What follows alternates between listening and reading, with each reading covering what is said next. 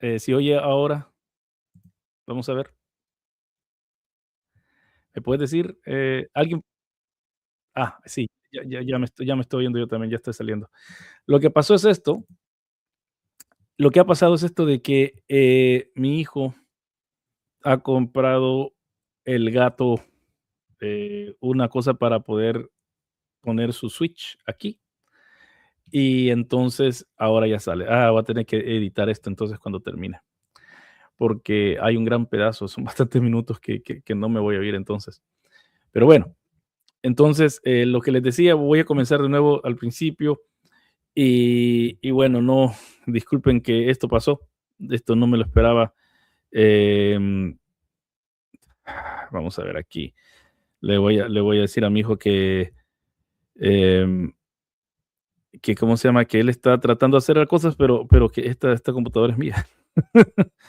Y, em, y ¿cómo se llama? Y ahora, bueno, los primeros minutos no van a salir por lo visto. Voy a tener que cambiar aquí. Bueno, voy a repetir todo lo que dije y sí, porque eso está mal. Yo le dije a él, deja todo de vuelta como lo encontrás. Bueno, ok, vamos a comenzar de nuevo. Bienvenidos todos ustedes aquí al canal de Luis Jovel para el 2026. Como les prometí el año pasado, cuando hicimos lo de Calvino con Vero, eh, nosotros vamos a estar hablando más de la reforma. Van de la reforma y bueno, nos vamos a estar concentrando en esto. Em, Vamos a ver. Y es el problema que ese es, y bueno, vamos a ver aquí. Vamos a ver aquí. Estoy tratando de arreglar aquí algo también. Bueno, y lo que pasa es esto de que ha habido bastante de esto de Wilson, de otras cosas. No quise irme de vuelta de toda la patrística, pero quise empezar a la reforma, porque muchos de los youtubers están queriendo dar a entender que la reforma todos creían lo mismo, todos pensaban lo mismo, y como seres humanos que eran, no pasaba eso, no pasaba eso. Entonces, yo lo que quiero es que, ¿cómo se llama? De que ustedes puedan entender o darse cuenta cuáles eran las diferencias que habían en la iglesia durante la reforma. Cosa de que yo en lo personal no le estoy llamando tanto la reforma de la iglesia, sino que lo que le estoy llamando es el segundo cisma occidental. Porque el primer cisma fue que pasó en el 1054 entre el este y el oeste, Constantinopla con Roma, y después, ahora en 1517, pasó con diferentes países que nosotros ya sabemos cuáles son, los países occidentales de Europa, algunos orientales, algunos llegaron a los Balcanes, como allá abajo, lo que en los países eslavos del sur de Europa. Pero lo que vamos a también a tocar en este caso va a ser cómo es que muchos de los mm, de los historiadores que tienen una agenda, en el caso muchos de los reformadores, yo tengo una agenda, yo soy bautista, sé que yo tengo una agenda también, pero muchos de los reformadores, eh, de los que hablan de la reforma, solo hablan de ciertas cosas malas, de ciertos grupos, y nunca hablan del mal que hay en su, en su campo también. Entonces, yo les invito a hacerse miembro de este canal para que ustedes puedan seguir las cosas de acá y puedan así también aprender más con respecto a estas cosas y que no les estén dando, ¿cómo podría decir? Gato por liebre. Esta cosa no me gusta cómo se ve muy, muy ancha. Ahí está mejor. Em, eso es lo bueno de esta cámara y lo malo de esta cámara. Esta cámara, si me voy así, ustedes saben que me sigue y puedo cambiar también cuánto está agarrando, en vez de estar agarrando es así y todo eso. Bueno, en fin, vamos a comenzar entonces, y disculpen una vez más porque no salía los sonidos. No me, no, esto es lo que mata un video. Un video cuando comienza y los primeros 6 minutos no se oye nada, la gente ya no lo ve. Así que yo creo que voy a tener que quitar este video y volverlo a subir para para poder así que quede bien. Pero bueno, eh, vamos a dar comienzo entonces. En este día vamos a estar viendo las diferencias de que habían dentro de los reformadores. No era lo que siempre se nos ha dicho a nosotros, que era una creencia monolítica, o sea, que todos creen lo mismo. Sabemos que por eso es que son luteranos, anglicanos, reformados, calvinistas, aún hay holandeses calvinistas. Y esa es la situación de que existía en el siglo XVI. Y mucha gente dice de que esto nos trajo la luz y nos trajo la libertad, igual como cuando lo que están diciendo ahorita en ciertos países que son invadidos, ¿va? Que dicen que hay libertad. Y lo que nos ha dejado la experiencia es de que estas cosas no dejan libertad a largo plazo. Quizás hay una euforia inmediata, pero a largo plazo, por ejemplo, en el caso de Irak, 1 millón de personas murieron después de esa libertad. Entonces, vamos a ver aquí lo que tiene que ver con la Reforma Protestante o el cisma del siglo XVI. No, esto no, esto es lo que tenemos que quitar. Ok, esto lo tenemos que quitar y esto es lo que va a tomar. La Reforma más allá del mito, porque se ha hecho un mito esto. Como vuelvo a decir, mucha gente piensa de que la Reforma Protestante fue como lo mejor que ha pasado después del Pentecostés. Y aún mucha gente, en mi punto de vista, quieren exaltar la Reforma más allá que el propio Pentecostés. Esto es lo que define a la iglesia, a mí como cristiano, ¿no? Lo que define a mí como cristiano es la Biblia y lo que pasa en la Biblia, no lo que pasó después. Lo que pasó después puede influir en mí, pero no define totalmente lo que soy yo. Entonces, esto está basado en el libro de Cornelius Simmut, autor de A Very Brief Introduction to Reformation Doctrine, y que bueno, espero que después este libro se va a tardar bastante si lo mando a traer. Apenas acaba de salir el año pasado, el año pasado, y antepasado ya, estamos en el 26 ya. Entonces, lo oí yo hablar en un podcast a este hombre, Cornelius Simmut. Él enseña en Rumanía, pero él es inglés. Pero está hablando acerca de esto. Él enseña Nuevo Testamento en un seminario en Rumanía, pero su pasión ha sido la Reforma Protestante y ese fue su doctorado, la Reforma Protestante, pero terminado enseñando otra cosa. Así que vamos a hablar de qué pensaban realmente los reformadores sobre la justificación. ¿Por qué no se ponían de acuerdo sobre la Santa Cena? Que es otra cosa también. Es bien tremendo de que nosotros los cristianos no estamos de acuerdo de cosas tan fundamentales como la Santa Cena y el bautismo. No estamos de acuerdo quiénes tienen que tomar parte en ello, como tampoco estamos de acuerdo quiénes son los que tienen que darla. Me acuerdo yo una vez, aún a bautistas que creemos en el sacerdote de todos los creyentes. Yo fui a una iglesia bautista allá en el campo, porque yo serví bastantes años en el campo y serví a muchas iglesias también, tanto bautistas, pentecostales y presbiterianas, pero más que todos bautistas. Y la presbiteriana fueron las últimas. Predicaba en tres iglesias presbiterianas los domingos. A veces me tocaba pesado, manejaba como 300 kilómetros para ir de iglesia a iglesia. Y una de las cosas que yo les dije bien claro a ellos es de que yo no iba a bautizar niños. Y ellos estaban de acuerdo. Si yo predicaba el evangelio, bueno, no tenían problema conmigo. Bueno, pero aún la Santa Cena, si se bautiza al niño y en el concepto agustiniano, que los reformados y todos los paedobautistas o aquellos que creen en bautizar niños aceptan, entonces ese niño, el pecado original es no removido, pero sí es controlado en alguna forma. Es una forma de decirlo, no necesariamente es así, pero trato de conceptualizar lo que estoy diciendo.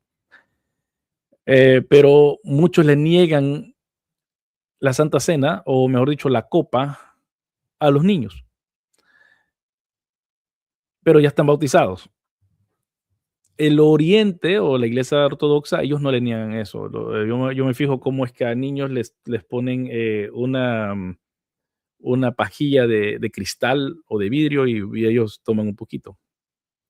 Entonces, tenemos esas diferencias dentro de la iglesia, tanto occidental y oriental, pero yo me gustaría concentrarme en las diferencias que tenemos en Occidente. ¿Ok? O sea, que ¿qué pensaban realmente los reformadores acerca de la Santa Cena, de la justificación? Y haría la pregunta, si pudieras cenar con un reformador, ¿con quién sería y qué le preguntaras?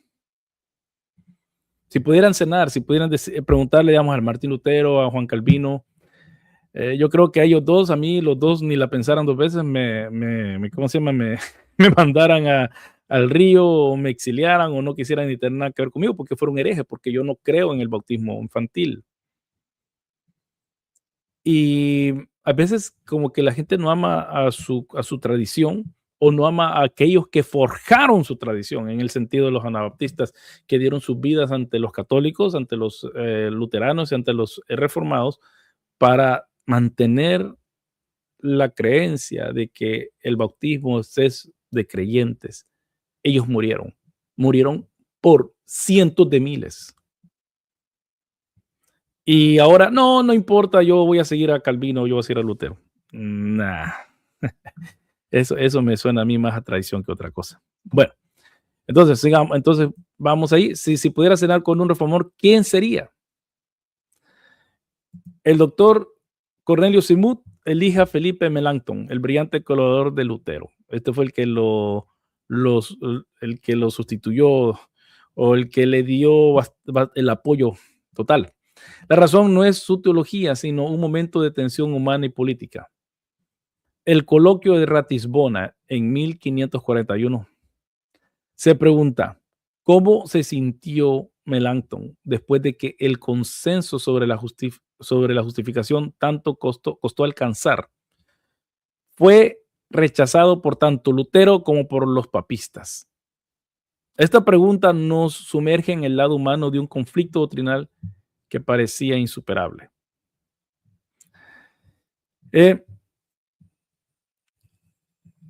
El problema es este. Había tensión, estaban de acuerdo en lo más importante, pero luego todo se desmoronó. Lutero lo rechazó. El Papa lo rechazó. Y Simut se pregunta, ¿cómo se sintió Melanchthon al ver que aunque coincidían en la salvación, no podían ponerse de acuerdo en la autoridad de la iglesia o los sacramentos? Y esto es algo que sufrimos todos nosotros sobre la autoridad de la iglesia. Por eso es que los puritanos, por ejemplo, ellos tenían bastante disciplina dentro de la iglesia. Por eso eran los primeros, bueno, los modernos legalistas, por decir así. Además, es fascinante notar que en 1541 ambos bandos aún se veían como parte de la misma iglesia, y esto es lo que tenemos que ver. 1541, no pensaban que había la iglesia,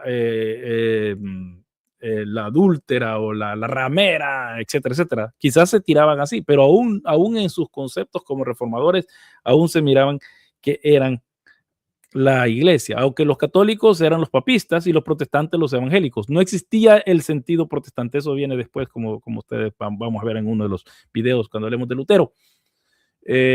Cuando los príncipes en frente del emperador Carlos V, ellos declararon de que ellos protestaban en contra de que el emperador quería que ellos regresaran a la iglesia católica, a ser católicos, ellos, por eso se llaman protestantes. Pero en esos tiempos era la iglesia papista, o sea, aquellos que seguían al Papa, era como una facción dentro de la iglesia, así lo conceptuaban ellos, y estaba la porción que eran evangélicos, que seguían el evangelio, ¿verdad? Aunque seguían a su líder, puede ser Zwinglio, puede ser Lutero, podía ser Calvino, podía ser Besa, etcétera, etcétera. ¿Ok?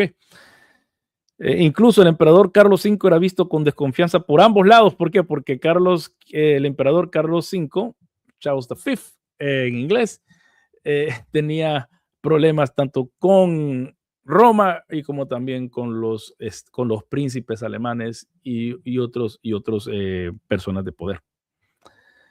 Ok. Aquí está el momento 1541, una vez más, lo que pasó en lo que estamos hablando, eh, en esto de, vamos a ver aquí, el coloquio de Ratisbona, esto es lo que pasó. En Ratisbona, católicos, papistas y protestantes evangélicos lograron un acuerdo sobre la doctrina de la justificación, el corazón teológico de la Reforma. Consenso sobre la justificación, pero hubieron puntos de quiebre: la autoridad doctrinal de la Iglesia, la jerarquía eclesiástica y la disciplina, naturaleza de los sacramentos. Y aquí está la cosa, la naturaleza de los sacramentos. Es bien tremendo porque recordemos que los luteranos nunca iban a estar de acuerdo con la transubstanciación, aunque ellos creen en la unión sacramental, lo que el resto le decimos consubstanciación. A ellos no les gusta eso, pero eso es lo que le decimos el resto, la consubstanciación. ¿Y cuál es la diferencia? Lo quiero decir una vez más para aquellos que están viendo quizás por primera vez este video.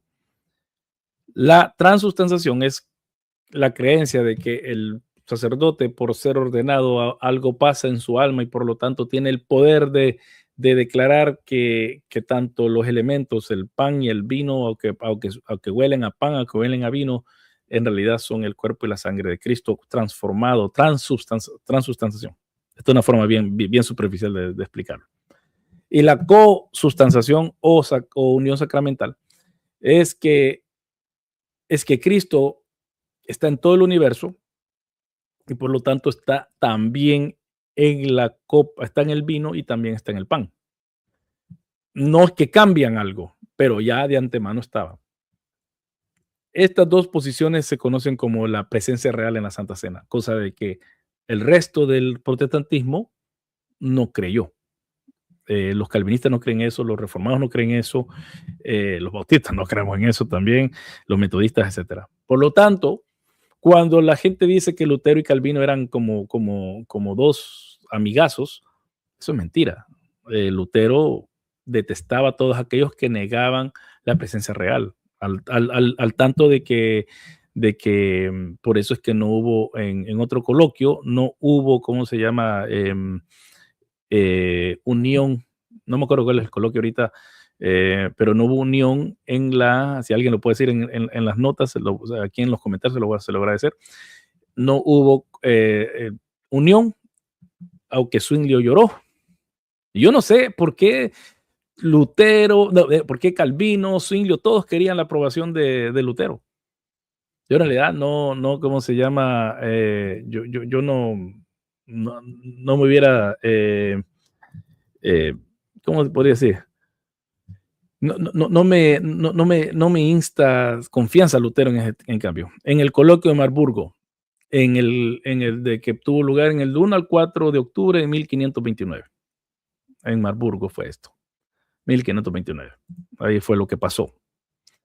Ok, entonces, contexto clave, 1541, ambos bandos aún se consideraban parte de la misma iglesia, como dije anteriormente, occidental, de la misma iglesia occidental, recordémonos, ellos cuando pensaban de iglesia no pensaban en el occidente, no pensaban en oriente.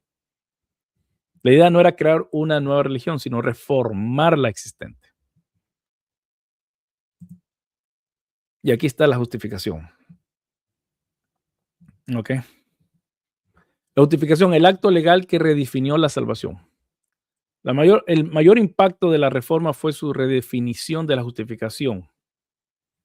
No justificación. No era un proceso, sino un acto legal, único y definitivo. Se basa en la doble imputación. Y esto estamos en la imputación, estamos hablando de los calvinistas más que todo. Ellos creen en la doble imputación. Nuestros pecados se imputan a Cristo, la justicia de Cristo se nos imputa a nosotros. Bueno, pero esto sí es también luterano, que me acuerdo. Nuestros pecados se imputan a Cristo, o sea, que hay un intercambio. El intercambio es entre Cristo y el creyente, entre que nuestros pecados son imputados a Cristo y la justicia de Cristo se imputa a nosotros. Este acto divino incluye dos partes. Perdón, cubre todos los pecados de la vida entera del creyente. Recordémoslo, y aquí es donde muchos calvinistas latinoamericanos ponen énfasis en eso, de que todos nuestros pecados habidos y por haber han sido perdonados, sí, pero eso es una forma pastoral de decir que si nosotros, como dice en Juan 2.1, que si nosotros llegamos, vamos al Señor y confesamos nuestros pecados, tenemos la confianza de que el Señor nos va a perdonar. Aquí dice en 2.1, dice, hijitos míos, os escribo estas cosas para que no pequéis. Y si alguno peca, abogado tenemos para con el Padre a Jesucristo el justo. Entonces, tenemos esa confianza de que muchos creían, y esto en la iglesia primitiva se vio, que muchos creían que por eso no se bautizaban hasta que se morían. Por ejemplo, Constantino no se bautizó hasta que se murió, hasta que estaba en su lecho de muerte. ¿Por qué? Porque ellos creían de que una vez que uno se bautizaba ya no podía pecar, y si pecaba esos pecados ya le eran contados en contra a uno. Y no, pues uno cree que los pecados habidos y por haber son perdonados en Cristo siempre y cuando los confesamos. Que si confesamos nuestros pecados, va a haber perdón. No es que yo tengo carta blanca para pecar a diestra y a siniestra, ¿verdad? El mismo es la prohibición por nuestros pecados, y no solo por los nuestros, sino por los del mundo entero. Y en esto sabemos que hemos llegado a conocerles y guardamos sus mandamientos. ¿Ok?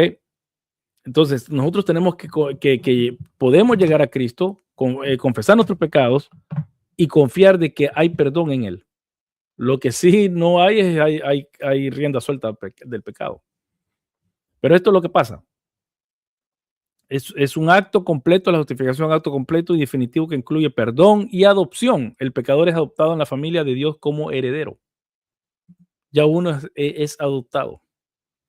A diferencia de la visión católica de la época, o sea, que ahora ya han cambiado, y esto es algo que quiero tocar yo en unos videos próximos, donde la justificación se mezclaba con la santificación, un proceso de hacerse bueno.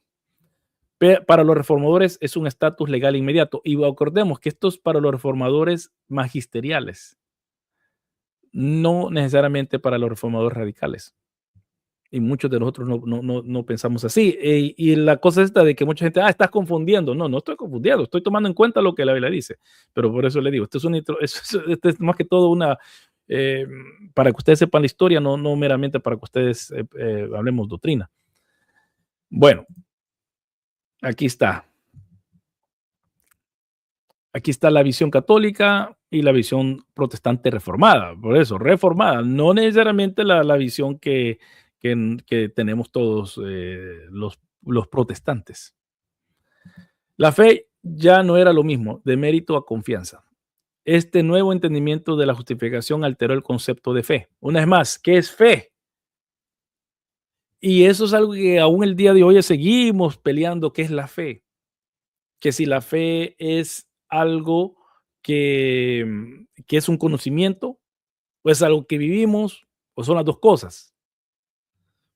Y lo que la Biblia lo presenta así, como dos cosas, no lo presenta de una sola forma. Bueno, visión católica tradicional, fides informis, una fe incompleta, puramente racional o intelectual. Y claro, eso es lo que yo pienso también, hay una fe incompleta. Y fides formata, la fe completa formada por el amor, caritas, y esto está en Gálatas, que conduce a las buenas obras, bona ópera. Obras más fe lleva a la justificación. Las buenas obras eran una condición para la justificación. ¿Y qué pasó con la fe? ¿Qué pasó con la visión protestante? Yo voy a decir la fe protestante. Fiducia, la fe es confianza total en la obra de Cristo. Algo que dijo al principio del video Luis Antonio, que él era, bueno, lo voy a decir Luis Antonio, no te molesta, él fue evangélico, ahora es católico, pero él tiene esta posición que viene del protestantismo, que se está haciendo bastante énfasis y que algunos católicos romanos teólogos también la están hablando de esto, no que estoy diciendo que la están aceptando. Para que eso ocurra deben entender la obra completa de la cruz y el bautismo y el significado pleno de la fe como lealtad a Cristo. Esta es otra forma de entender la fe dentro del léxico, del universo del léxico de la palabra fe, pistis, en el Nuevo Testamento. Es confianza, es lealtad, es conocimiento. O sea, que todas estas formas de entender la fe. Y lo que hace tanto el catolicismo como el protestantismo, más que todo el protestantismo en este caso, porque yo soy protestante, quiso encajonar la fe en una sola cosa, en confianza, no en lealtad. Y cuando digo lealtad es vivir la vida conforme Cristo nos llama a vivirla. Y la lealtad es de que uno es leal a Cristo, no, o sea, leal a lo que Él nos mandó. No solamente, yo confío en Él y ahí murió todo. Que es la crítica pastoral que le hacía la Iglesia Católica a los protestantes con respecto a la vida en santidad que no iba a ocurrir dentro de las filas protestantes. Cosa de que se dio hasta cierto punto, pero también en el catolicismo romano. Entonces, la fe es fe, justificación y entonces en las obras. Las buenas obras son la consecuencia y el fruto de la justificación, no su causa. Pero esto va en contra de lo que vemos un caso, el caso de Cornelio en Hechos 10. Lo que le dice el ángel a Cornelio es, yo creo que va bastante en contra, iba a decir un poco, pero va bastante en contra de esta posición. Por ejemplo, dice aquí como dice 10.3, bueno, dice 10.1, había un en Cesarea de Hechos, un hombre llamado Cornelio, centurión de la cohorte llamada la italiana, piadoso y temeroso de Dios, con toda su casa, que daba muchas limonas al pueblo judío y oraba a Dios continuamente. Como a la hora novena del día vio claramente en una visión a un ángel de Dios que entraba donde él estaba y le decía a Cornelio, mirándolo fijamente y atemorizado Cornelio dijo, ¿qué quieres, Señor? Y él le dijo, tus oraciones y limosnas han ascendido como memorial delante de Dios. Despacha ahora algunos hombres a Jope y manda a traer a un hombre llamado Simón, que también se llama Pedro. Este se hospeda con un curtidor llamado Simón, cuya casa está junto al mar. Y después que el ángel que le hablaba se había ido, Cornelio llamó a 2 de los criados y a un soldado piadoso, de los que constantemente le servían, y después de explicarle todo, los envió a Jope. O sea que aquí el Señor tomó en cuenta tus oraciones y limosnas han ascendido como memorial delante de Dios. Aquí hay unas obras. Y esto es bien tremendo, porque entonces Dios está viendo lo que uno está haciendo. Y esto es antes de la justificación.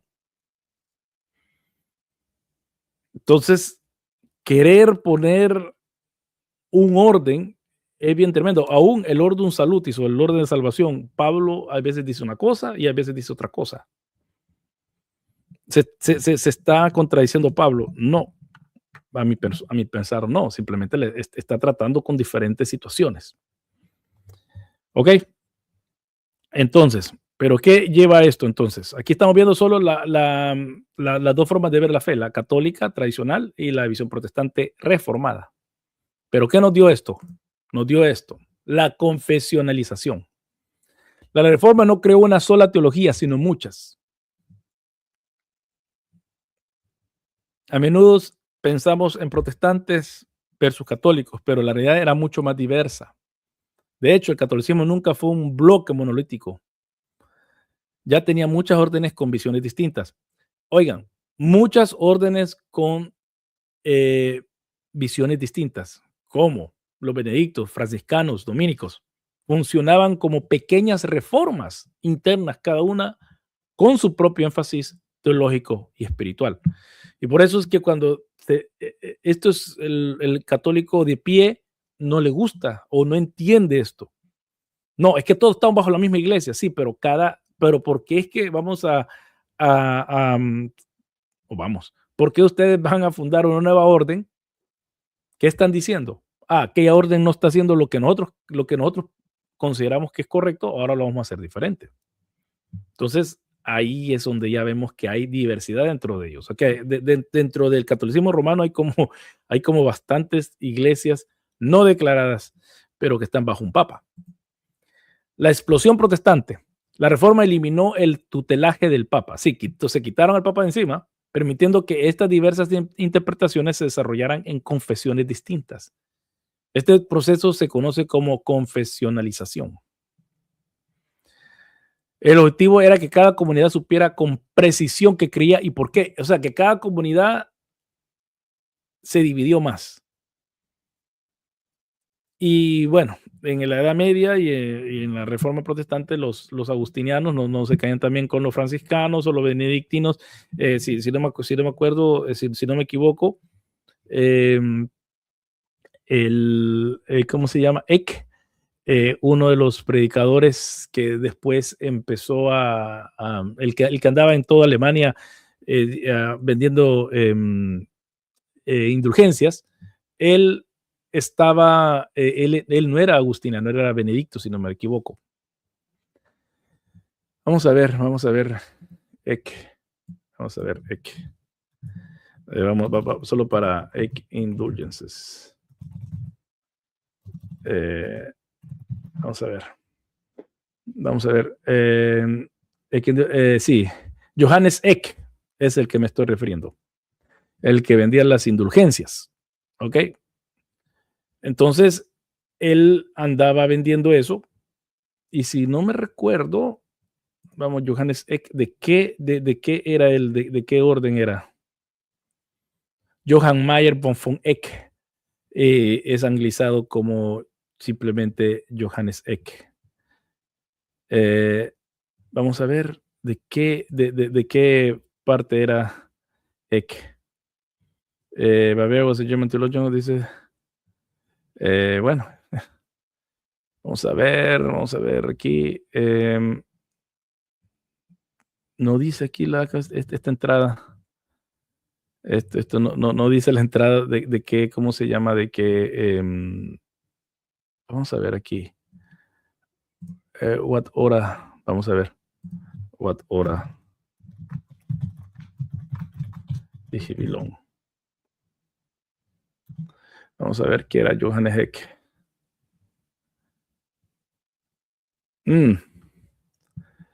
Dice que no estaba asociado primariamente con una orden específica. Interesante. Bueno, igual era enemigo a muerte de Lutero, que Lutero era agustiniano. Entonces, esto es lo que pasó. En la reforma no creó una sola teología. No hay una reforma, no hay una teología reformada. No existe eso. Aquí vemos luterana, reformada, anabaptista. Y estamos viendo ahí la iglesia occidental. Eso es lo que la iglesia occidental creía. Sino múltiples formas de entender la Biblia que llevaron a la creación de confesiones específicas para que la gente supiera por qué creía lo que creía. Y ahí existe esto que se llama The White Horse Inn o la taberna del caballo blanco. Existe este programa en inglés por Michael Horton, que muchos de ustedes lo han de conocer porque se han traducido algunos libros de él en español. Él promueve estas cosas. Uno de los motos de ese programa es sepa por qué cree, sepa lo que cree y por qué lo cree. O sea, que ellos son confesionales. Igual como los luteranos que siguen el libro Concordia. Por ejemplo, en nuestro ámbito estaría Juan Carvajal. Él es un luterano confesional, o sea que él sigue el libro de Concordia, que es la confesión oficial de la iglesia luterana del Sínodo de Missouri. Los anglicanos siguen, por ejemplo, los 39 artículos de la religión cristiana. Los presbiterianos, ellos siguen la confesión de fe de Westminster. Estoy hablando bueno, los holandeses también siguen Dordrecht y también siguen el concilio de Dordrecht y también el sínodo de Dordrecht, sínodo, no es concilio. Y también siguen las tres formas de unidad o los tres símbolos de unidad, no me acuerdo cómo se dice eso.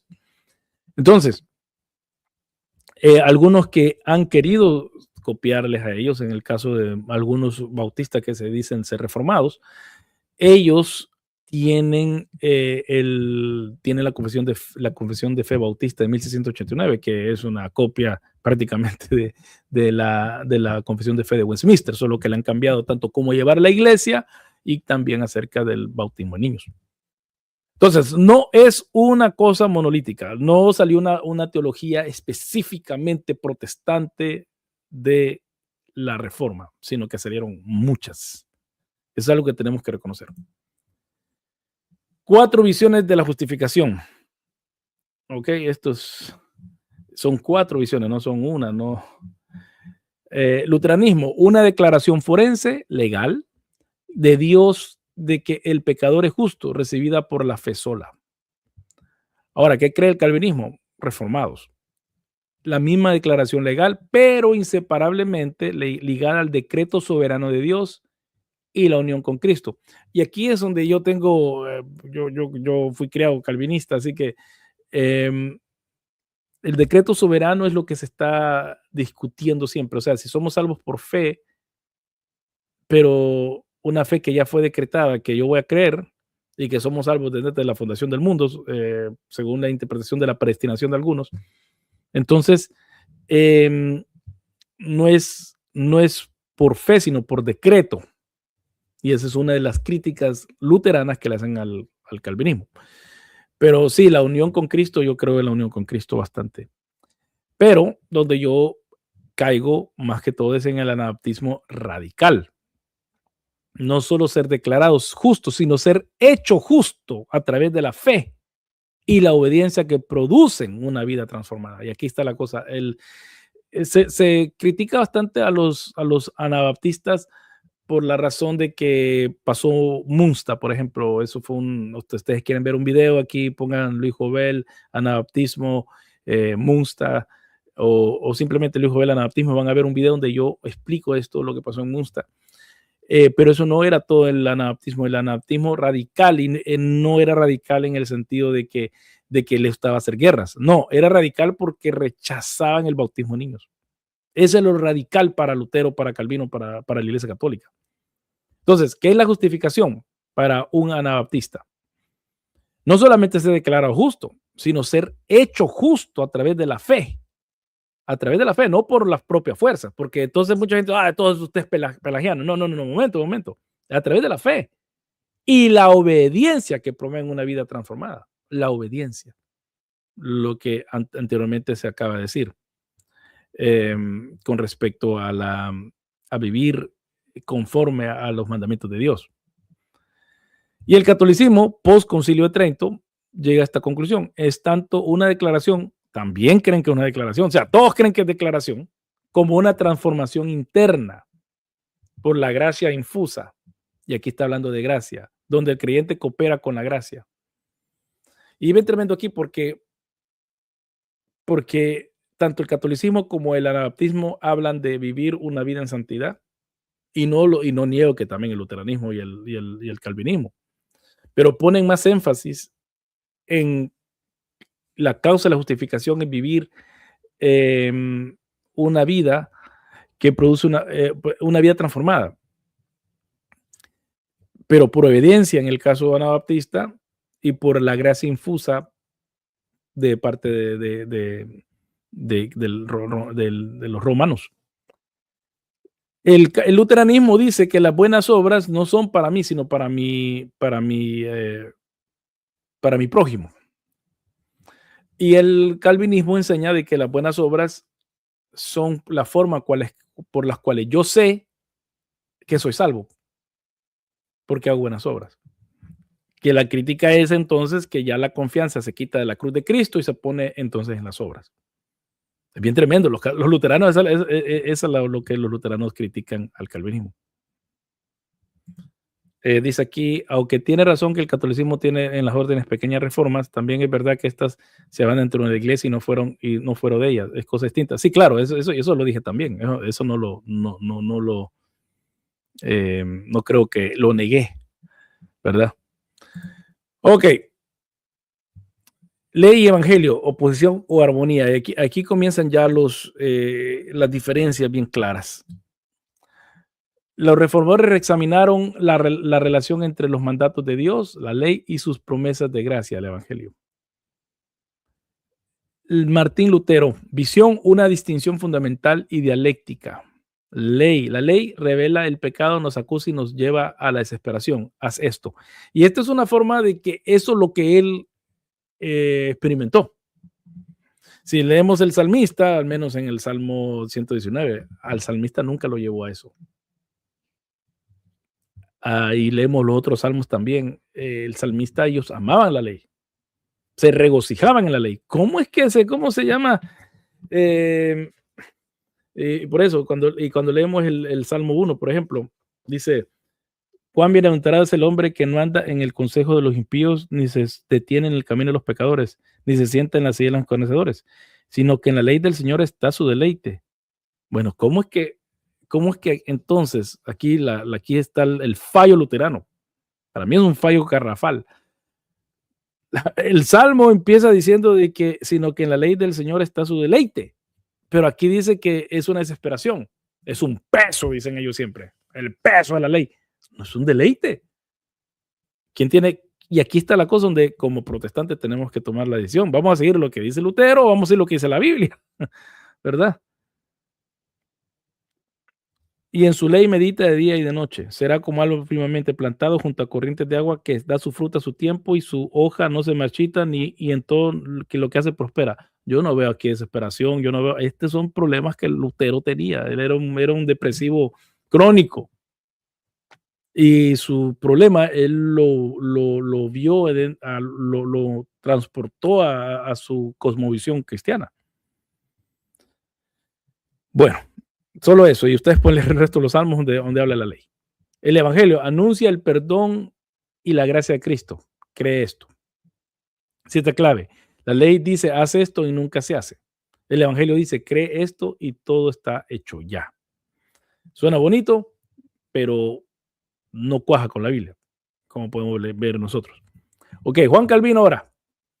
Visión, una relación más armonizada dentro del pacto de gracia. Tercer uso de la ley. Además de los usos de Lutero, la ley sirve como una guía para la vida santa y el creyente ya regenerado. Por eso es que vemos más en el calvinismo y específicamente en el puritanismo ese movimiento de santidad, que es un legalismo, pero acérrimo. No solo acusa, sino que también instruye. La ley no solamente acusa, sino que instruye. Entonces, eso es bien importante. Eso es bien importante. Y por eso es que Lutero no se tragaba a Calvino, y otras razones. ¿Verdad? Entonces, eso es lo que podemos ver también. Ya hay una diferencia totalmente del concepto de qué es cómo se va a leer el Antiguo Testamento y cómo también Pablo y los demás usan la ley dentro del Nuevo Testamento. Ya está marcada una forma de leer la Biblia. Cosa de que algunos luteranos se han podido liberar de esto, mientras que otros no, que otros aún quieren mantener esta forma de lectura, por lo tanto, siguen promoviendo cosas que ya no se tuvieran que promover, a mi modo de ver. La Cena del Señor, el debate que fracturó el movimiento. Aquí ya esto es lo que más fracturó esto afectó más a nosotros los protestantes. ¿Ok? Ningún tema causó más división interna que la naturaleza de la presencia de Cristo en la Eucaristía. 1. Católicos, presencia real sustancial. El pan y el vino se convierten en el cuerpo y la sangre de Cristo, la transustanciación. Texto clave, fíjense, el texto clave va a ser el mismo que los luteranos. Este es mi cuerpo, este es mi cuerpo, Mateo 26. Ad hocus, este es el corpus, es lo que se decía cuando se daba la misa en latín, y por eso de ahí viene esa cosa de hocus pocus, que en inglés, yo no sé si en español se ocupa, pero de ahí viene esa palabra, esa expresión, hocus pocus. 2, luteranos, presencia real sacramental, por eso la unión sacramental. Cristo está presente en, con y bajo los elementos, porque Cristo está presente en todos lados. Texto clave, esto es mi cuerpo, Mateo 26. Y cuando dice, este es mi cuerpo, haz esto en memoria de mí, eso tiene lo menos, esas palabras de Jesús son las que menos peso tienen dentro de la posición tanto luterana como católica. Bueno, ahora, Calvino. Y dicho sea de paso, este domingo dije esto que están viendo ustedes, lo dije porque me tocó a mí dar Santa Cena, oficiar Santa Cena. Reformados, Calvino. Presencia espiritual. Los creyentes se alimentan espiritualmente de Cristo por la fe a través del Espíritu Santo. Texto clave. Poner la mira en las cosas de arriba, Colosenses 3. Y una de las cosas que cuando uno va a la iglesia anglicana y le dan Santa Cena, a uno le dicen, come de Cristo en fe o por fe. Le dan la hostia o le dan el pan. Feed on Christ by faith. Come de Cristo por fe. Por eso, por fe, se hace bastante énfasis en esto. O sea, se alimenta uno espiritualmente. O sea, que uno está tomando el pan y la copa y por fe es que uno está creyendo que está tomando a Cristo. 4. Zwinglianos. Presencia es simbólica. Los elementos son un mero memorial o recordatorio de la obra de Cristo. Y la mayoría de los bautistas creen esto. Texto clave. Haced esto en memoria de mí. Lucas 22 y también lo vemos eso en Corintios, 1 Corintios 11. Entonces, hay dos personajes o dos denominaciones que son los católicos y los luteranos que creen en la presencia real. Aún entre ellos, esa presencia real es diferente. Uno cree que es porque hay una transustanciación, un cambio de los elementos que aunque huelan como vino o pan, o que sepan como vino o pan, en realidad son el cuerpo de Cristo, porque el sacerdote tiene esa potestad de hacerlo cuando él es ordenado. En cambio, el luterano cree que la presencia es real porque Cristo está en todo el universo. Ahora, los reformados creen, en reformados calvinistas, creen de que, porque hay reformados de los zwinglianos, pues eso es lo que pasa. Ellos son los reformados más, son originales, aunque los luteranos dijeran que ellos son originales. Pero en fin, ellos creen que cuando uno por fe está comiendo el cuerpo de Cristo y tomando la sangre de Cristo en la Santa Cena. Los zwinglianos no, ellos creen como casi todos los bautistas, metodistas, bautistas, que es un memorial, ¿ok? Y lo tremendo es esto, de que la posición calvinista es la que es la posición oficial de la iglesia anglicana. Por eso la iglesia anglicana se dice que es calvinista. Un tiempo pensaron hacerse luteranos, pero después rechazaron. Bueno, y finalmente los anabaptistas, presencia en la comunidad, y esto también muchos bautistas lo creemos. La presencia de Cristo está en la asamblea reunida, no en los elementos. Es un símbolo del pacto y el discipulado. Y también es un memorial, también para muchos anabaptistas. Texto clave, proclamáis la muerte del Señor. 1 Corintios 11. Entonces aquí tenemos cinco formas de ver qué es lo que está pasando, a dónde está Cristo en la Santa Cena. Por eso los luteranos, cuando ellos dicen, ven a la iglesia a ver a Cristo el domingo, ellos no le están diciendo que Cristo va a estar ahí o algo, no, ellos están hablando acerca de los elementos. Eso es lo que están hablando. Entonces tenemos que ver que también ocupan diferentes versículos sobre diferentes textos para defender su posición. Los luteranos citan, este es mi cuerpo, mientras que los zwinglianos preferían hacer esto en memoria de mí. Y está hablando del mismo acto de Santa Cena. El raro es el Colosenses 3 de los calvinistas. Pero hay que poner las cosas, hay que poner la mira en las cosas de arriba, o sea, por fe. Hay que tener las cosas por fe. O sea que ya en el siglo XVII, en el siglo XVI, mejor dicho, ya habían 5 formas de entender dónde estaba presente Cristo en la Santa Cena. Yo, mi posición es entre zwingliano y anabaptista. Yo creo que es que los elementos son un mero memorial o recordatorio y que la presencia está en la comunidad. Cristo vive en nosotros. Esa fue su promesa, que iba a estar en nosotros. ¿Ok? No iba a estar en un pan, no iba a estar en una copa. No, él dijo que iba a estar en medio de nosotros. Pero a esto quiero yo tocar ya finalmente los mitos. Hay mitos con respecto a la reforma. La historia de la reforma a menudo se simplifica en exceso, creando mitos que oscurecen la complejidad de lo que realmente sucedió. El doctor Simut identifica al menos 10 de estos malentendidos, que vamos a ver solo 9, porque no sé por qué solo 9 salieron en las diapositivas. Al menos 10 de estos malentendidos comunes. A continuación, desmentiremos los más extendidos para obtener una visión más precisa y matizada de la época. ¿Ok? Ok. Entonces, mito 1. Lutero inició la reforma como un acto de rebelión al clavar las 95 tesis. La realidad una. La tesis era una invitación, no que estaba declarando guerra, a un debate académico sobre la venta de indulgencias, no una declaración de guerra. La reforma fue un movimiento con múltiples líderes que se desarrolló durante décadas. No salió en 1517. Aún muchos historiadores piensan que Zwinglio fue el primero, el que empezó a hacer la reforma, no Lutero. Pero como se murió muy pronto en la reforma, y dicho sea de paso, Lutero dijo que dio gracias a Dios por ello, porque no creía en la presencia real. Entonces lo vio como juicio de parte de Dios. No, si esta gente era, si ustedes dicen, muchos me critican que yo he dicho cosas que alguien se murió. Lean a Lutero lo que él decía, cuando sus enemigos se morían. Yo me quedo chiquito. Mito 2. Fue un movimiento puramente religioso. Y esta es otra cosa. Queríamos leer la Biblia, el Evangelio. No, mentira, pues. La política fue inseparable. Por eso es que se conoce como los reformadores magisteriales. Muchos príncipes alemanes apoyaron a Lutero para afirmar su independencia del Sacro Emperador Romano, buscando control político y fiscal.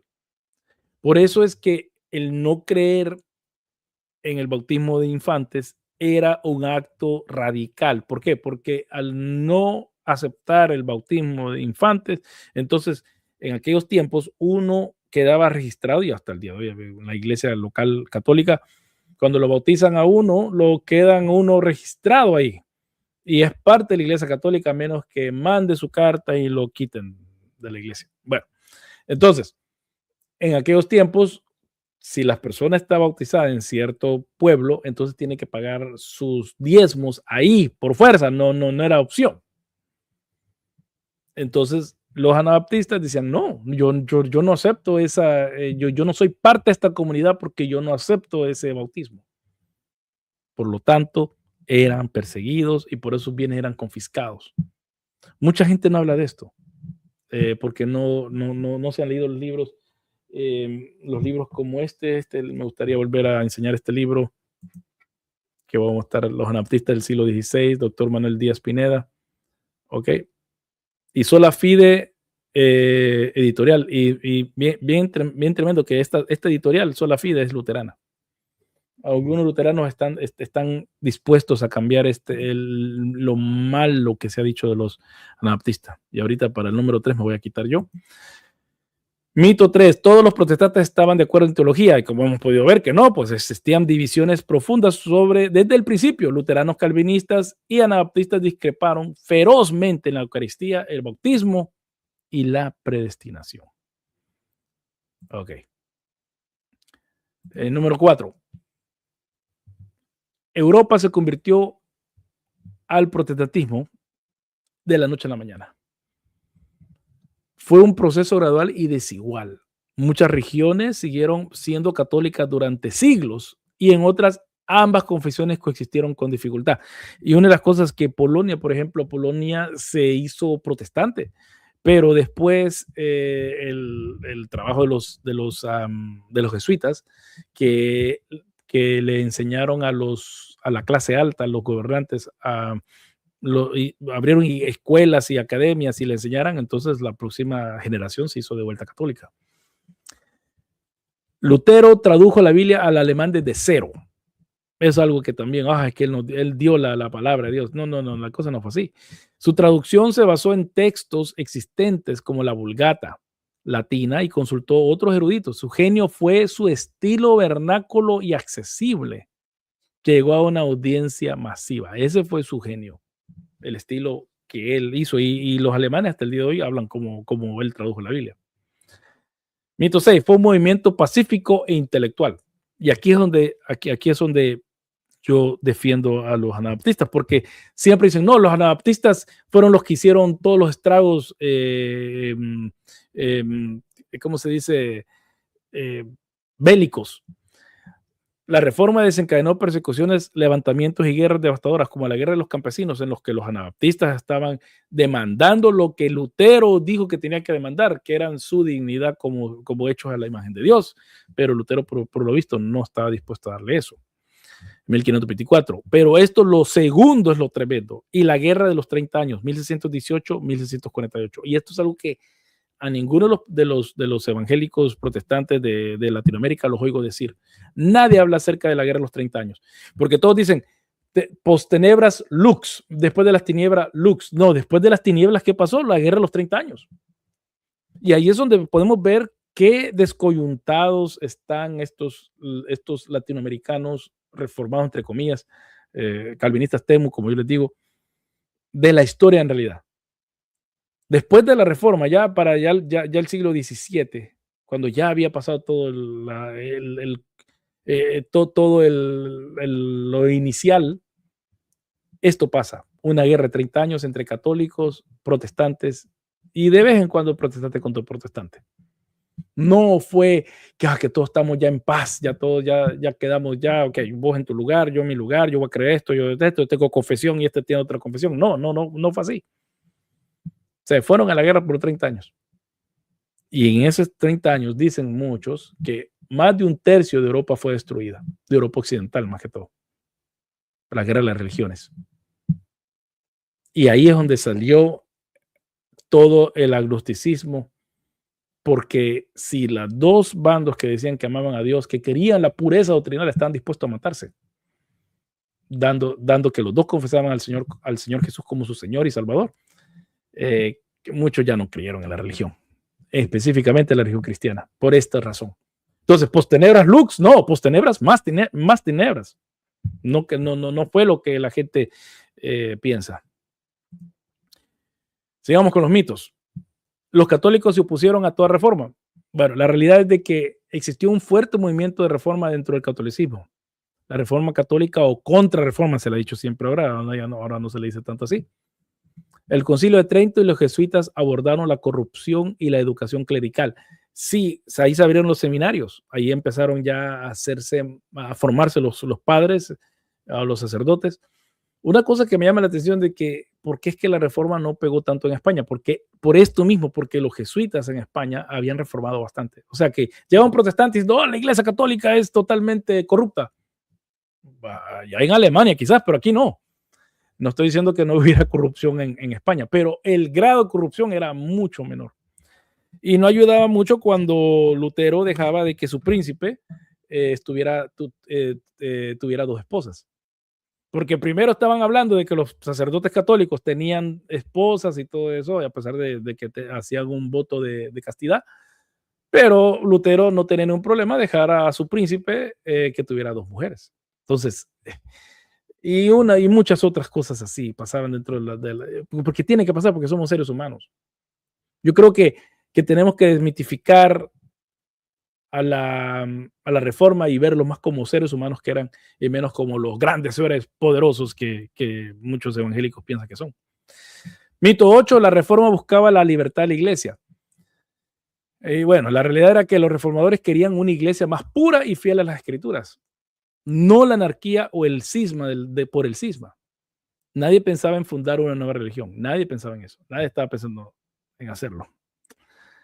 Mito 9, la reforma destruyó todo el arte religioso. Y ahí para que vean aquellos que no pueden verlo, ahí está. La reforma destruyó todo el arte religioso. Si bien hubo iconoclasía en regiones zwinglianas y calvinistas, y si ustedes ven la película de Lutero, fue cuando Karlstadt, que terminó siendo anabaptista también, Karlstadt, que fue profesor de Lutero, él estaba en pro de esto. Querían un corte total con toda la idolatría. Pero los luteranos conservaron mucho arte sacro y promovieron nuevas formas como el canto congregacional y los corales, los coritos. ¿Va? Así que ellos fueron los primeros que decían, satúrame, Señor, con tu espíritu. Así, porque eso no lo cantaran ahora. O sí, quizás, yo no sé. Quizás en Madagascar, porque en Madagascar ahí son luteranos del Sínodo de Missouri, pero son bien pentecostales en su forma de adorar y su lucha contra el mal. Ahí creen en echar demonios y todo eso. Ahí sí, sí son luteranos de los buenos, dijera yo. Bueno, había una nueva, un mito más eh, eh, que no salió aquí, pero lo voy a mencionar. El protestantismo trajo la democracia inmediatamente. Y esto es una mentira que se nos ha querido meter a nosotros los protestantes. No, la mayoría apoyaba estructuras jerárquicas o iglesias estatales, no democracias modernas. Ellos no creían en la democracia. No creían en la democracia. Es simple y sencillamente ellos creían que la iglesia, o mejor dicho, el gobierno y la iglesia iban trabajando juntos. Eso es lo que creían ellos. O sea, que lo que la gente cree, lo que la gente tiene por mente es una utopía de que como acabo de decir, de que nos trajeron luz. Habla con un europeo del siglo XVI, y XVII y habla con aquellos que sufrieron casi un 45% de la destrucción de Europa y preguntarle, bueno, ¿y ustedes creen que esto valió la pena? Eh, solamente les dejo que ustedes hagan esa pregunta. Y después acuérdense que tengo, ya voy terminando, recuerden que tengo una encuesta, tanto cuando los que están viendo en horizontal y también en vertical, yo les pido que por favor eh, hagan la encuesta, voten ahí y al terminar yo la presentación voy a ver cómo fue. Ok, vamos a ver aquí. Las voces olvidadas de la Reforma. La historia no fue escrita solo por Lutero y Calvino, eso es lo que suena a veces. El doctor Simut nos invita a redescubrir a otros teólogos y pensadores cruciales, como Johannes Brents, Heinrich Bullinger. Bullinger fue el que reemplazó a Zwinglio cuando murió. Baltasar Hubmaier, Bautista Martín Bucero, y los puritanos John Owen y Richard Baxter. Richard Baxter, yo tengo un libro de él, me hicieron leerlo también porque como la iglesia, como en mi seminario, el que más he estudiado en el seminario en Ridley, ellos son anglicanos y son bastante reformados. Ridley College, Ridley es fue uno de los obispos que murió bajo María la Sangrienta, Bloody Mary, allá en Inglaterra. Esto fue lo que fueron puritanos o fueron personas que casi no se leen. Y también hubieron mujeres en la Reforma y Vero ha hecho bastantes videos y ha hecho un video específicamente de Argula von Grumbach de Alemania. Pero también hubieron mujeres como Marie de Thierry de Francia y de Ginebra, bueno, hablaba francés, Olimpia Morata de Italia y Caterina Chutzel de Estrasburgo. O sea, que hubieran también mujeres que vieron cómo hacer esta reforma. Y bueno, y para terminar la presentación, me gustaría invitarles a ustedes. La reforma fue una explosión de teología política y fe, moldeando nuestro mundo.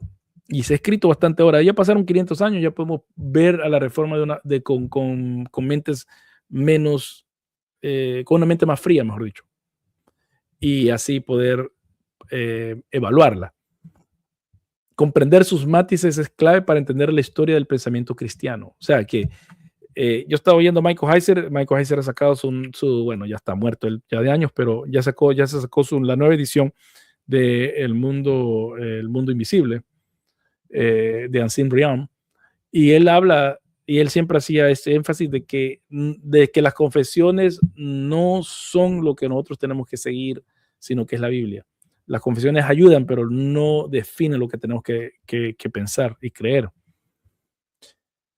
Si esta exploración te ha inspirado a profundizar más, te invitamos a continuar el viaje con nosotros aquí. Entonces, siga Luis Jovel en las redes sociales. Ustedes pueden ver ahí en las notas del video cómo pueden seguirme, cómo también se pueden suscribir aquí a este canal para no perderse ninguna de las cosas que estamos haciendo aquí. Así que también se pueden hacer miembros de este canal con 5, 10 o 15 dólares al mes. Esto va a ayudar mucho Así pueden apoyar nuestro ministerio aquí o lo que estamos haciendo junto con Vero también. Apoyen a las notas de Vero. Cuando ustedes vean que ella está aquí o vayan a las notas de Vero, pongan las notas de Vero en el buscador. Si quieren ver acerca de esta mujer, de Argula von Grumbach, ella ha hecho un video específico de Argula, así que ustedes lo van a poder, si quieren, aquellos que quieren saber acerca de las mujeres también que estuvieron en la Reforma. Puedes seguirnos también, puedes apoyar dando un like, suscribiéndote, haciéndote miembro de este canal con 5, 10 o 15 dólares al mes, como también puedes ayudarnos por medio de PayPal o de Patreon. Yo prefiero Patreon, pero todo eso está en las notas del video. Y una cosa que también les quería decir a aquellos que les está gustando todo este contenido, necesitamos comprar más créditos para Opus Clip, así que si ustedes son tan amables, les agradeceríamos si nos apoyan en esto. Ok, aquí termina la presentación. Lo que yo quiero hacer ahora es lo siguiente, es dejar que si alguien quiere entrar por unos minutos, aquí en Australia ya son ya son las, ¿cómo se llama? Las 11:42 de la noche, así que yo creo que puedo dejar que entren si alguien quiere opinar algo. Yo sé que allá en el otro lado es de mañana. Bueno, aquí quisiera poner dice, muy buenos factos estás tirando en este video. Sí, bueno, hay bastantes. Todo esto lo leí yo cuando hice la Reforma Protestante en el seminario. No es algo fuera de lugar. Hay que seguir la palabra, viva Cristo. Amén, viva Cristo, eso es lo bueno. Hay que seguir la palabra. Bueno, quisiera también en este momento ver cómo van las encuestas que puse. Hay una encuesta aquí de 20 votos en el video, horizontal. ¿Crees que el cristianismo puede llegar a ser uno como Cristo y los apóstoles querían? De 20 votos, un 60% dice que sí, un 40% dice que no. Ahora, en el video vertical hay 50-50. De 14 votos, ¿crees que el cristianismo puede llegar a ser uno como Cristo y los apóstoles querían? ¿Cómo se llama? Un 50%, de 7 por lo visto piensan que sí, 7 piensan que no. Hay 2 likes ahí en el video. Bueno, no creo, quizás no hay solo 2 likes. Vamos a ver cuántos likes hay en el video vertical. Hay 4 likes. Si usted le da más likes, se lo voy a agradecer mucho. Como también cuántos likes hay en el video horizontal. Hay 11 likes. Bueno, espero de que hay 21 votos ya. ¿Crees que el cristianismo puede llegar a ser uno como Cristo los apóstoles querían? Hay un dice que sí, si nadie va a entrar entonces, voy a dar por terminado esto. Estos son introducciones a estos temas, hermanos y hermanas. Voy a tener que editar este video porque por lo visto no salió el audio. Así que yo lo voy dejando. Pero recuerden de que fue monolítico, no fue un bloque, sino que fueron muchos pensamientos, al menos 3, la Reforma Magisterial, la Iglesia Católica y la Reforma Radical. Vamos a ver aquí. En otro caso interesante es la cual se el primero que fue después incluida la abuela del Señor Jesús. Eh, bueno, sí, bueno, eso sería interesante, pero de Rahab, eso es, ¿cómo se llama? Que fue salva de la destrucción inmediata de Jericó, pero después vino a ser parte de Dios. Y sí, y una de las cosas que tanto Rahab como también Ruth en el libro de Ruth, son 2 personajes, cananeos que están en la descendencia del Señor Jesús. Bien interesante esa cosa. Esto de la salvación, em, de salvación por obras, pero yo no diría tanto ahora, porque leyendo el texto cristológicamente, Recordemos que ella tuvo cordón rojo y nosotros los cristianos hemos entendido eso como significando a Cristo. Mándame el link ya está puesto, Oliver. Andate para arriba, ahí está, apenitas está arriba de vos está el link. Arriba de vos está el link, así que ahí, hacele y ahí está. Mira tu comentario, arriba de tu comentario está el link. No sé en qué lo estás viendo, vamos a ver. Lo estás viendo en el sí, ahí está el link, arriba. Salud desde Atlanta, Georgia. Vos después entraste, ahí está el link, así que entra en unos 2 minutos, quizás entra o 1 minuto para poder así hablar unos cuantos minutos, porque yo tengo que irme a acostar. Son las 11:46 y mañana va a ser 41 grados aquí en Australia. Aún no se siente el calor, pero ya va a llegar el calor. Así que, Oliver, a ver si entras.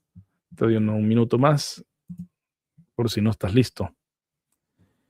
Dice, los calvinistas elevaron mucho a los fundadores de la Reforma y hasta hace poco defenestraban a otras confesiones. Claro, ese es el problema de ellos.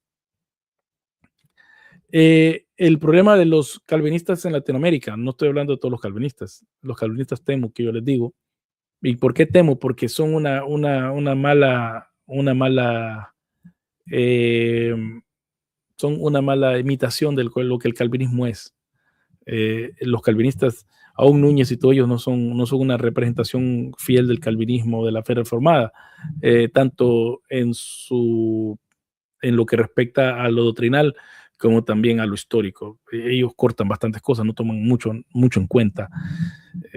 Quizás yo en mi caso, porque crecí en esto, no llegué de viejo a esto. Por eso es que yo lo tomo de otra forma. Oliver, si no vas a entrar, Oliver, a ver si entras, porque si no, pues vamos a cerrar aquí, porque ahí está el link. Vamos a ver aquí qué pasa. El principio, los primeros 10 minutos no se oía bien y por lo tanto, o sea, no salía el sonido. Ya les dije, expliqué por qué, porque mi hijo estaba aquí, estaba haciendo cosas aquí. Ok, hay 23 votos más mientras Oliver entra. ¿Dónde se puede cargar el tema? No te entiendo, David. No te entiendo. Este es el tema. Ya di el tema. No te entiendo lo que me estás pidiendo. ¿Dónde puedes cargar el tema? Saludos y bendiciones. ¿Me podrías decir más específico lo que querés? Voy a poner de vuelta el link por si alguien quiere, última vez si alguien quiere entrar. Si no entra nadie en 1 minuto o 2, yo me voy a dar por terminado esto. Ahí está de vuelta el link. Ahí no pueden decir que no puse el link. Y el link ya es la segunda vez que lo pongo.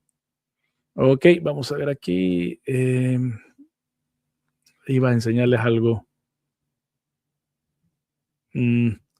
Vamos a ver aquí. Los temas los vamos a seguir haciendo con Vero. Vamos a seguir tocando a Lutero. Pues, próximamente hicimos un video de Calvino de 3 horas, donde vimos de historiadores lo que ellos decían, no lo que decía Sugel o Núñez o Paul Washer, no lo que historiadores calvinistas decían. Ellos son más exactos, más precisos y no hacen hagiografía. ¿Qué es hagiografía? Hagiografía es que hacen una historia y la hacen más santa de lo que en realidad pasó. Por ejemplo, lo que aquí estaba diciendo yo, de que los que muchos dicen que los reformadores trajeron la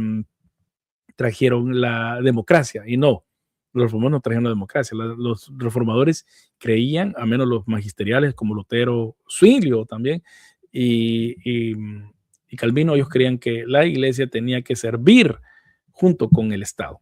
Ellos no tenían el modo de pensar que nosotros tenemos de la diferencia entre Estado y gobierno. ¿Ok? Entonces es muy diferente la forma como ellos pensaban a nosotros, pero muchos de nosotros transportan ese modo de pensar a ellos y creemos que son los que introdujeron la democracia o la, ¿cómo se llama? O la libertad de pensamiento. Por eso, vamos a ver, Teodor Besa, Liberty of conscience. Por ejemplo, Theodore Reza, él decía de que la libertad de conciencia es, ¿cómo se llama? Es algo del diablo. Me acuerdo que hace años hice yo un meme. Dice aquí, dice, Besa era un campeón de la libertad de expresión de aquellos protestantes que estaban sufriendo bajo persecución. Pero sus puntos de vista no los extendía a todas las fes o aquellos grupos que él consideraba como heréticos, específicamente los anabaptistas. Él defendió la ejecución de Miguel Servet. Así que él creía en la libertad de conciencia si era una persona como él, que pensaba como él, pero si uno no pensaba como él, no tenía libertad de conciencia. Eso no es democracia. Eso es totalitarismo, ¿verdad? Eso no es democracia. Bueno, mis hermanos, si no entran, entonces, David, no me especificaste lo que querías, dónde se puede descargar el tema. Saludos y bendiciones. Bueno, entonces, recuérdense, pon un like, suscríbanse al canal,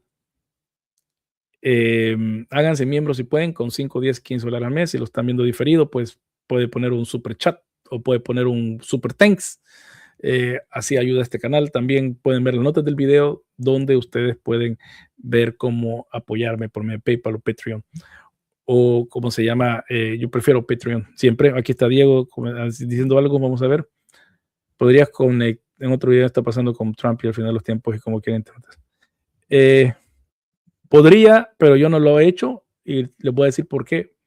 Porque esto ha pasado tantas veces que comentar para mí, es irrelevante. Trump, esto lo están viviendo ustedes o lo estamos viviendo nosotros. En los 80 ya lo vivimos también con Reagan, como él como él autorizó bastantes invasiones en Latinoamérica. No es el final de los tiempos, mis hermanos. No es el final de los tiempos, porque el final de los tiempos Jesús dijo, cuando Donald Trump empezara a invadir Latinoamérica y todo eso, no, eso no es el final de los tiempos.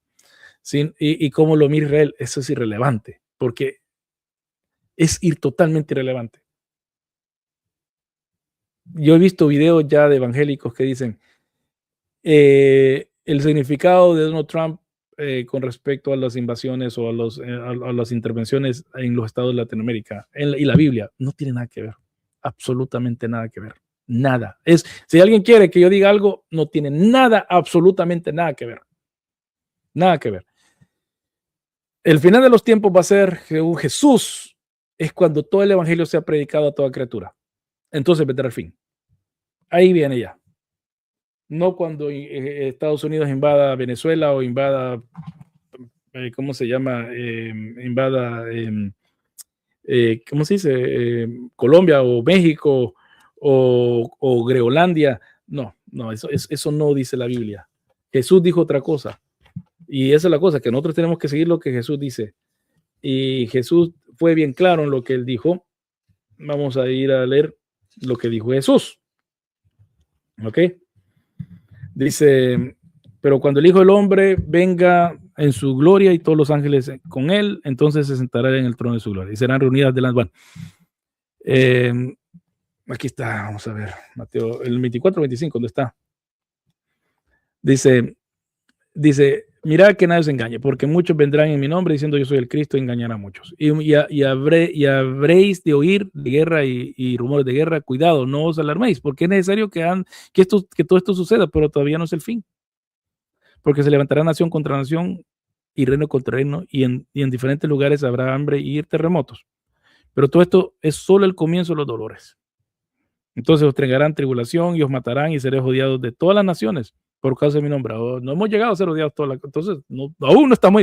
Muchos tropezarán, entonces caerán y se traicionarán unos a otros y unos a otros se odiarán. Y se levantarán muchos falsos profetas y muchos engañarán. Y debido al aumento de la iniquidad, el amor de muchos se enfriará. Pero el que persevera al fin, hasta el fin, ese será salvo.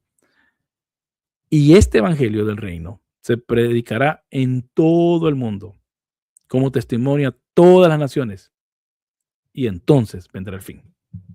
Falta, hermanos, falta. Yo no me afligiría. A mí no me... Ustedes se han fijado que no he hecho un video acerca de esto, ni he mencionado. Ahora puse unas cosas en Twitter, pero hice un repost, porque alguien, un venezolano que lo entrevistaron, le decía que ahora invadan a España, quieren que invada España esta persona en particular. Y la mujer la cortó, ¿cómo se llama? Inmediatamente, porque, bueno, en fin. Entonces, no, yo no puedo comentar en otro video lo que está pasando con Trump, porque yo no ando detrás de clics. Y al final del tiempo, por eso hay un curso aquí de amilenialismo, que lo voy a seguir ya esta semana, ya el nuevo año, de que cómo quieren someterse en otros países. Eso siempre lo ha hecho Estados Unidos. Ese siempre lo ha hecho Estados Unidos, y ahorita les voy a mostrar algo, si puedo. Vamos a ver si puedo mostrarles a ustedes. Por eso les digo, uno tiene que saber, yo, en mi caso, yo ya sé cuántas veces Estados Unidos ha hecho esto. No es algo nuevo. Les voy a hacer, porque lo que me estás diciendo, Diego, como que Estados Unidos está empezando a hacer esto. Estados Unidos siempre ha hecho esto. Siempre lo ha hecho. Se lo voy a mostrar. Se lo voy a mostrar. Ya no entró también, ¿cómo se llama? El que iba a entrar, así que le voy a mostrar esto y con esto sí terminamos, porque vamos a hacer aquí una lista, y este judío el que ha puesto esto, una lista de cómo los regímenes, el régimen de Estados Unidos ha intervenido a través de los años. Aquí está. 1846, 1848, México, 1898, Cuba, 1903, Panamá, 1906, 1909, Cuba, 1909, Nicaragua, 1912, 1933, Nicaragua, 1913, México, 1914, México, 1915, 1934, Haití, 1916, 1924, la República Dominicana, 1916, 1917, México, 1932, El Salvador, 1933 al 40 Cuba, 44 Guatemala, 46 Bolivia, 48 Costa Rica, 52 Cuba, 53, 54 la Guyana Británica, 54 Guatemala, 60 la escala, 60, 61 Cuba, 61 Cuba, 61 la República Dominicana, 63 Brasil, 63 de vuelta a la República Dominicana. Y quiero ver aquí a dónde estoy. Vamos a ver, espérense, les voy a mostrar otra cosa. Vamos a ver aquí a dónde estoy. Espérense, lo voy a quitar por el momento. Lo voy a quitar por el momento. Vamos a ver aquí cuál es el próximo, porque tengo 3 de estos. Aquí está. Ahí sigue. Lo voy a poner de vuelta. Ahí está de nuevo. ¿Ve? Otra lista. Y sí, la lista sigue. Esta cosa no quiero que se abra. La lista sigue. Lo quiero ver aquí.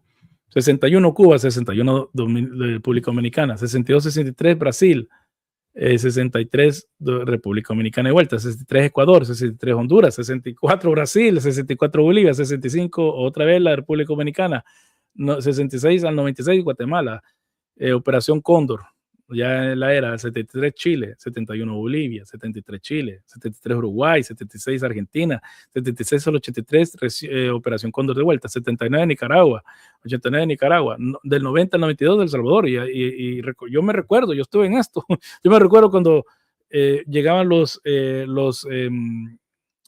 asesores de los militares de El Salvador y que le enseñaban a la gente cómo torturar a los salvadoreños. 80 Honduras, 80 al 92 Guatemala, 80 Jamaica, 82 Bolivia, 83 Granada, y esto también se recuerdan ustedes de Granada cuando fue Granada, 89 Panamá, 91 Haití, 94 Haití. Ahora, yo no sé por qué ahora no nos quieren ir a meter, o sea, ahora sí pudieran hacer algo bien, arreglar el país.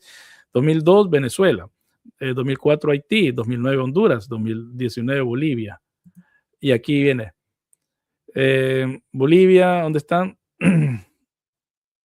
2017 el presente y el 2018 presente también. Bueno, entonces, Aquí la cosa es esta. Cuando alguien me dice a mí que pues, si podría comentar que lo que estás diciendo, Diego, en otro video, lo que está pasando con Trump y el final de los tiempos y cómo quiere intrometerse en otros países, al menos en Latinoamérica, porque esto es Latinoamérica, porque es el patio. Y a mí me enseñaron eso en Estados Unidos cuando yo crecí, era el patio. Sí, la doctrina Monroe, yo también la creía. Lo que pasa es esto, que esto que dice, creo que esto remite a la doctrina Monroe, pero resulta contradictorio que intente una política expansiva cuando sabe que solo cuenta con un mandato. Sí, pero pasa que esto, que el próximo va a quedar con esto.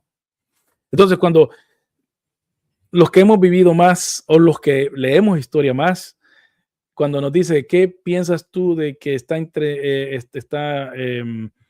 intrometerse en otros países, Estados Unidos, en este caso, ¿cuándo no lo ha hecho?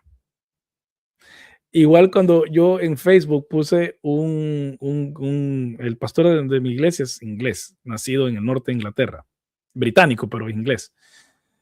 Y salió, y es cierto, muestra el mapa del mundo de todos los países que los ingleses han invadido. Todo el mundo, todo el mundo lo han invadido. Así que es chistoso ver cómo estos países, es chistoso y también chistoso en el sentido de que la gente dice, ¿qué opina usted de que está pasando esto? Pues esto siempre ha pasado, ¿qué estás hablando? ¿Verdad? Esta es mi opinión, ¿ok? Esta es mi opinión respaldada con la historia. Así que si alguien quería que yo hablara de esto, esto es lo único que quiero hablar porque en realidad no hay nada nuevo que decir. ¿Y qué tiene que ver Israel con esto? Bueno, nada, no hay nada, absolutamente nada profético de que esto tenga que ver. Desgraciadamente, exacto, normal en los anglos, europeos, pero anglos en este caso. No hay nada nuevo, no hay nada fuera de lugar, o sea, no hay nada excepcional que podemos decir, oh, miren qué está pasando esto, no, nada, esto es el pan de cada, este ha sido la triste realidad de Latinoamérica porque los latinoamericanos así quedaron. Y la doctrina Monroe fue en los 1800, en la primera parte de los 1800, aún ahí ya Estados Unidos se creía que tenía, o sabía que tenía el poder, porque estaban las guerras napoleónicas en Europa, por lo tanto no tenían potencia los europeos para llegar de vuelta a reconquistar, como quisieron hacer con México, con Francia. ¿Por qué cuando pasó con México no pasó nada ahí? No le ayudó a los franceses ¿cómo se llama?, sacarlos, ¿verdad? Lo que pasó con las Falklands, o como se dicen en español, las Malvinas. Estados Unidos no se metió ahí. No se metió ahí. Supuestamente la doctrina Monroe dice de que que no se deja ningún poder europeo entrar a América, al hemisferio americano o al hemisferio occidental. Pero ellos no tienen pero los ingleses lo hicieron. Bueno, cada quien. Ok, eso es lo único que puedo decir. No hay nada nuevo al sol. Israel no tiene nada que ver en esto. Jesús dijo otra cosa. Jesús dijo que hasta que pase cierta cosa va a venir el fin, que es el evangelio, proclamarlo en todo el mundo. Aún hay 300 grupos que no conocen el evangelio porque no están en su idioma. Pues oremos y demos dinero para que eso pase. Bueno, mis hermanos, que les bendiga. Entonces, demos un like, comparta, comente. Yo voy a estar editando este video porque en los primeros 10 minutos casi no se oyó nada. Ok, que les bendiga, hermanos, y hasta la próxima. Que les bendiga.